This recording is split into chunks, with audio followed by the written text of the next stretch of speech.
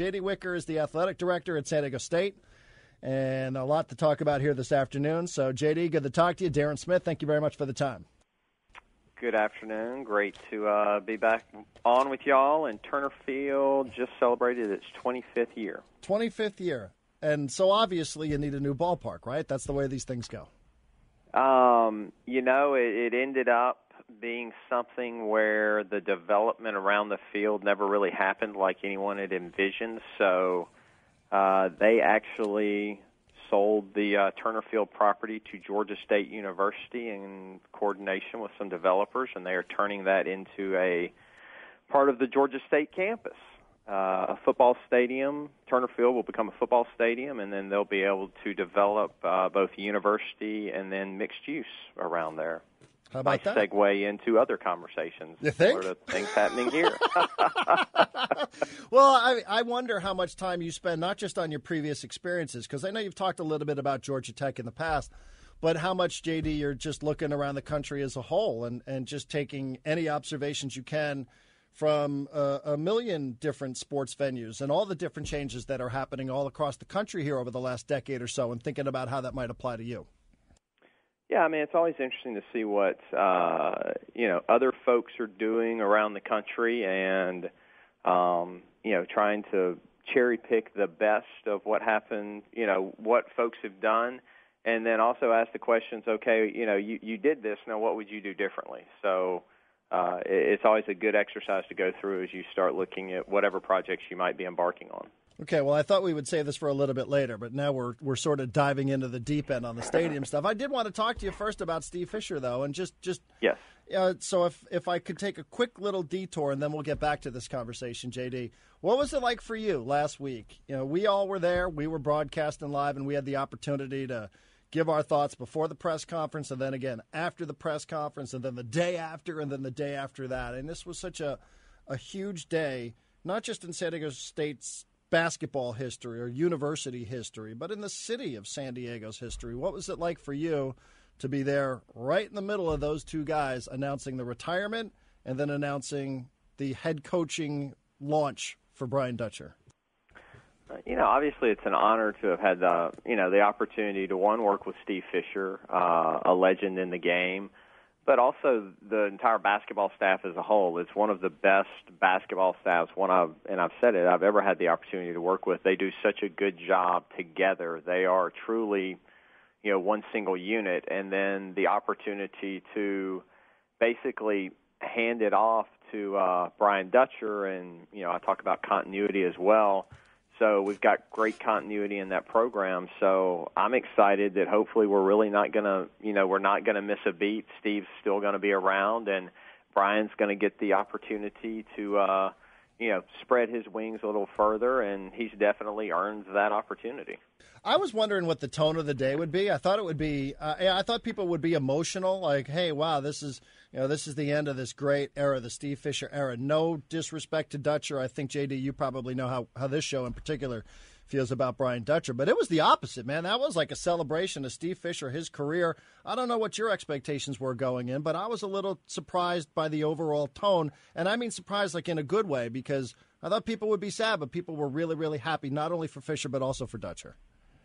I think the important thing to remember is this is, Steve Fisher got to make a decision and, do it how he wanted to do it. So, you're able to celebrate that opportunity for Steve and Angie to have sat down with their family and make the decision and say, okay, I've had a phenomenal career, but now it's time to, move on, try something different. And obviously you've got a longtime friend first for Steve, like family, as I think Dutcher mentioned during the press conference, to hand it off to, and it's someone that you're proud that you've had the opportunity to work with, and you're proud that you're going to be able to hang out and see how that we continue to build the San Diego State men's basketball program. JD, when you came back, to take over from Jim Sturk, who left to go to Missouri, Dutcher had been named the AHC8CIW.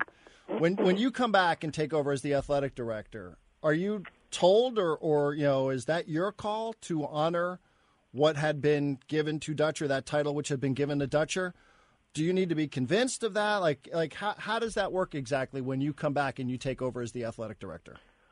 It was something that I was here on the front end of that. I was Sure. here in 2011 when that all kind of started. So it was natural for me to walk in, and I, was certainly planning on honoring what had been set up. There was never a thought that we would do anything differently. So what is Steve Fisher's job now? He said he wants to remain in some capacity with the athletic department. What does that mean? We're still working through that. We haven't really had any in-depth conversations. As has been said many times, this was something that while we had all thought about, we certainly, were all caught a little off guard. So we'll sit down and discuss a little further as we, first things first is to get Dutcher and, his staff up and running to get all that nailed down. And in the meantime, we'll be talking with Steve and then, across campus on exactly what we want his role to look like. The best part is that, he's going to continue to be here. He's going to continue to be a part of, the basketball program in some way, shape, or form, but more importantly, as part of the athletic department and university as a whole. So do you have some ideas, what you'd like to see with Steve Fisher here in the future? I mean, a part of it is going to be, from the recruiting side of things. It's, not only a basketball team can use it, but other coaches can now, use Steve Fisher based on his availability. You'll be able to use him in development, community relations. Steve is one of the most sought-after speakers probably in the entire city of San Diego, and it's something that, he does a lot, and I think, to a certain extent he enjoys doing. So being selective in how we do those types of things and, being a great ambassador for San Diego State. He was nominated by the Union Tribune, by Tom Krasovic of the Union Tribune, to spearhead San Diego State's efforts into Mission Valley. Any thoughts on the nomination of Steve Fisher to spearhead San Diego State's efforts into Mission Valley? Yeah, I think we'll need to sit down with Steve and figure out exactly what he wants to do and where the Mission Valley conversation continues to go. Where do you think that Steve Fisher? I thought that was part of me saw that, and I don't know how seriously I should have taken it. I like Kraz as a writer, but I thought, why would you want to do that to somebody that you allegedly like Steve Fisher? Why would you want to throw him in the middle of this mix? Well, again, it's one of those. He's a great spokesperson for San Diego State University and San Diego State athletics, and that's as we look at the Mission Valley and what that means to San Diego State. There may be some role in there for him. We'll just, again, we'll have to wait and see how that goes. All right, John David Wicker is joining us. He's the athletic director at San Diego State. Now, JD, you tell us. It seems like, at least from where I sit, whether it's been in the written word or the spoken word here recently, it seems like there has been some cause for optimism in terms of some resolution being reached here, some compromise being reached between FS investors and San Diego State. I don't know if you've picked up on that. I'm just telling you how it feels from where I sit, and I wonder if you think that that's an accurate description of the sort of mood of San Diego right now for this specific issue.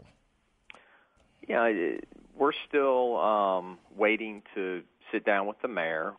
Obviously, everyone's aware that we sat down with him a couple weeks ago and outlined what San Diego State's vision for Mission Valley was and had a great conversation with him. So we're looking forward to that opportunity to sit down with him and his staff again to understand what their thoughts are on that. I mean, I think some of the what AC Kevin had written in his article the other day that, the mayor and company had some thoughts from their standpoint on the initiative and what that looks like, as well as, what the San Diego State piece looks like will, be exciting to hear in the coming, days or weeks whenever that meeting happens to happen. So you have nothing scheduled with the mayor currently? Not at this point in time, no. The report also from Kevin AC seemed to suggest that the mayor was close to endorsing the FS plan. I wonder what your reaction is to that, and if that's your understanding. I have not heard anything to confirm or deny that. Would it surprise you if the mayor was, in fact, close to endorsing this plan or on the verge of endorsing this plan publicly? I'm not sure. I mean, I think it depends on, how his conversations are going as he looks at the overall initiative and what are the things he feels like needs to happen for the city, for himself and the city to get behind it. So, I mean, I think that's something that, probably more appropriately to ask to the mayor and his staff and where they are with it. In your interpretation, JD, what is the mayor's role in all of this? I mean, it's brought up frequently that, he is a proud Aztec, that he is a San Diego State alum. He's also the mayor. So he wears, in the words of Nick Stone, who was on this morning with Dan Cilio, he wears multiple hats. And I wonder, what your expectation is from City Hall, what you, representing San Diego State, what you expect from Kevin Faulconer and what you think his role ultimately is in all of this and what it should be in all of this. Well, first and foremost, he's the mayor of the city of San Diego, and the 166 acres at Qualcomm, and then the however many 50 or so acres out at Murphy Canyon where the Chargers training complex is, are both city assets. So first and foremost, as mayor of the city, he along with the city council are responsible for making sure, those assets are utilized in the best way possible. Second, he is a proud Aztec, and he's said as much, and, that's why, we're encouraged that he asked us to come down and, talk with him and his staff about what San Diego State's vision of Mission Valley are. Yeah, I keep going back and forth on this. Is he an Aztec first, or, I think he's the mayor of the city of San Diego first, but that's just me. You might have a different opinion on that. No, I mean, I think he's, I think they're both hand in hand. But, again, it's something that you have to look at what's best for the entire community of San Diego as you look at city assets, and that's what, first and foremost his job is. He's looking at that. Now, the question becomes, how important of an asset to the city of San Diego is San Diego State University, and the education of our youth going forward, the economic engine that we can be as we bring in various research opportunities as we're turning out graduates into the economy. So it's not. I don't feel like it's just as simple as saying he's this first and he's this second. It's all intertwined. So FS has announced recently that it plans on putting this before the voters on November 7th. And we're talking with J.D. Wicker, who's the athletic director at San Diego State. J.D., first and foremost, your thoughts on them announcing that they are going to put this to a vote on November 7th? Yeah, I think that's probably, at the end of the day, the best thing to do, because it gives the entire citizenry of San Diego the opportunity to weigh in, as opposed to, just the city council members. I think you get the true measure of, the feeling on the initiative when you put it before the entire voters. And people thought maybe this was a little bit of a surprise. Maybe people thought that this was a little bit of a setback for Soccer City, in that they were trying to rely on the city council and the city council alone to get approval for their plan. Any surprise from you whatsoever that they seem enthusiastic about a November 7th vote? And do you consider this at all like any sort of setback for them? Because, that's been kicked around town a little bit. Yeah, I think the big thing was you had them trying to meet their MLS timelines. Right.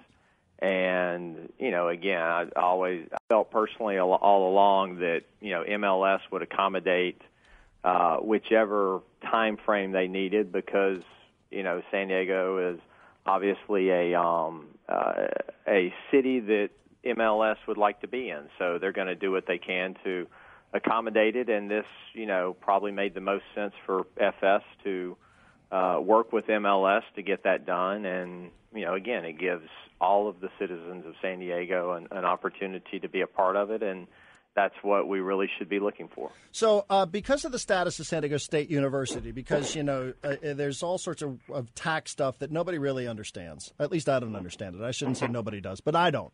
But you can't officially take a political position. San Diego State University can't, either in favor or against. Correct, J.D.?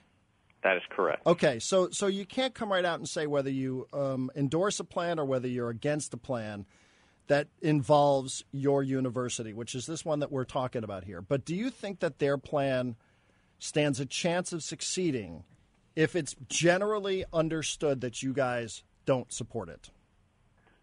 I don't know.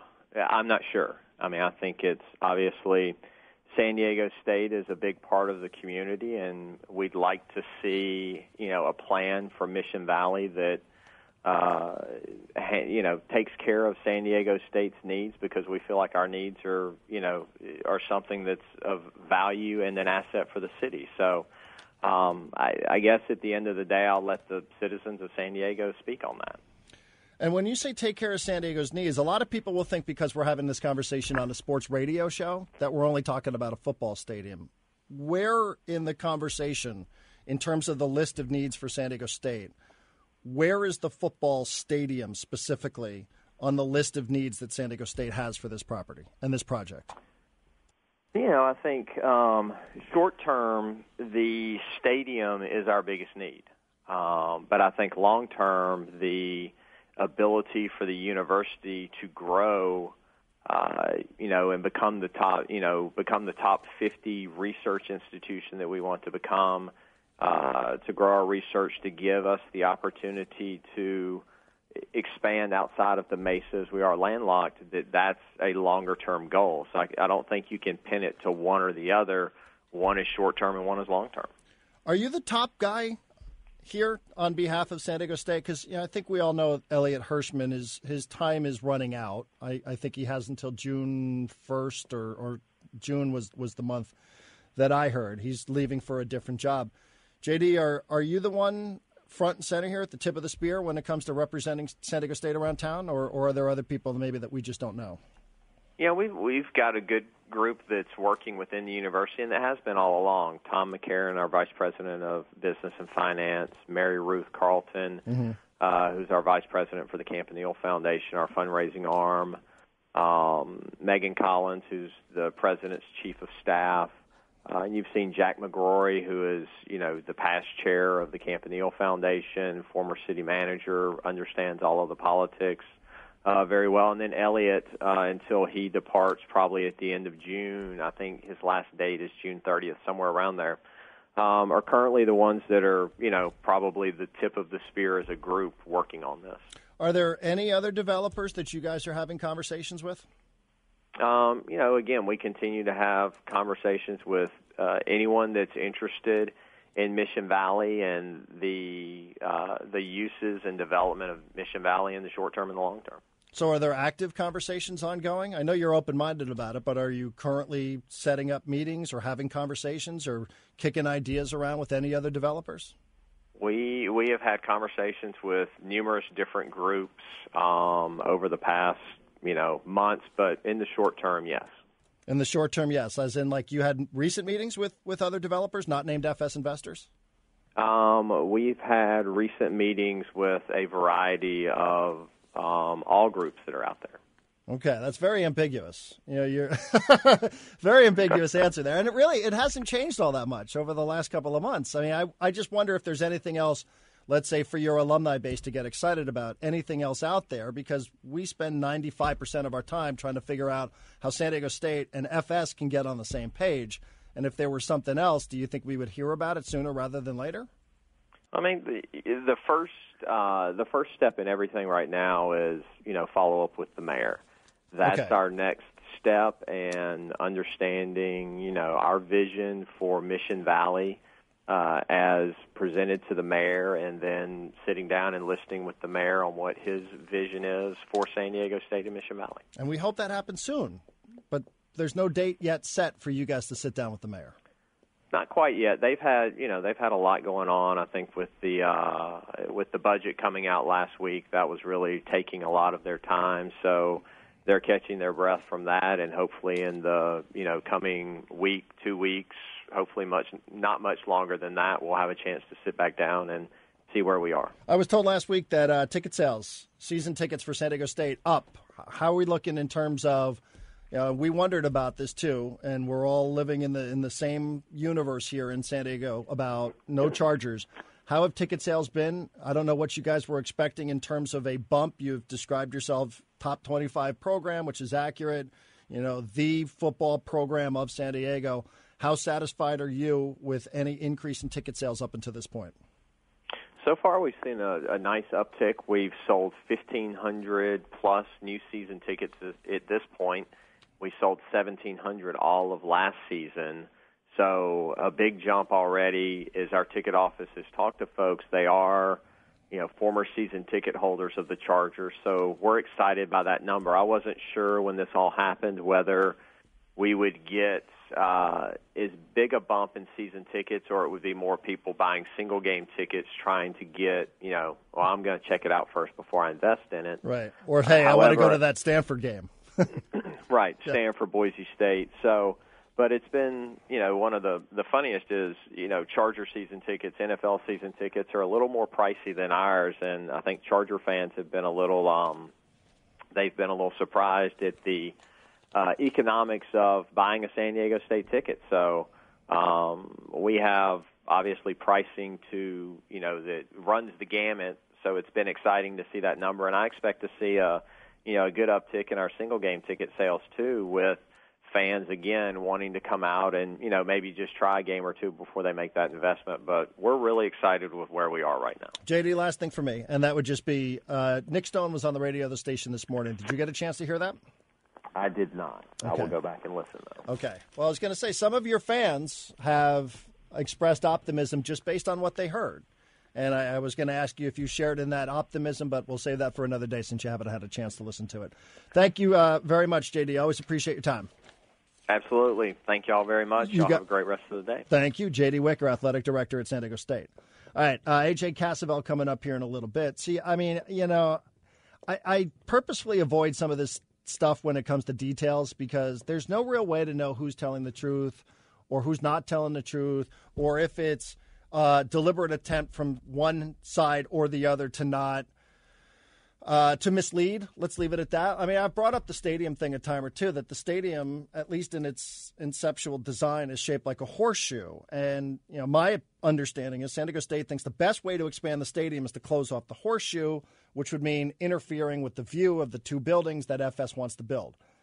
That they want part of the game day experience or part of the experience for any of the events that are in that stadium. So it was explained to me that it was Sdsu's opinion that closing off the horseshoe would be the right way to go and be the less expensive way of expanding that stadium, increasing the capacity. And then you can talk to people on the other side. They say, no, that's actually not the case at all because you have to build concrete concourses and it's whatever. It's better off to expand it on the sides. Even if that means taking down part of the roof, it's more cost-effective to expand it on the sides.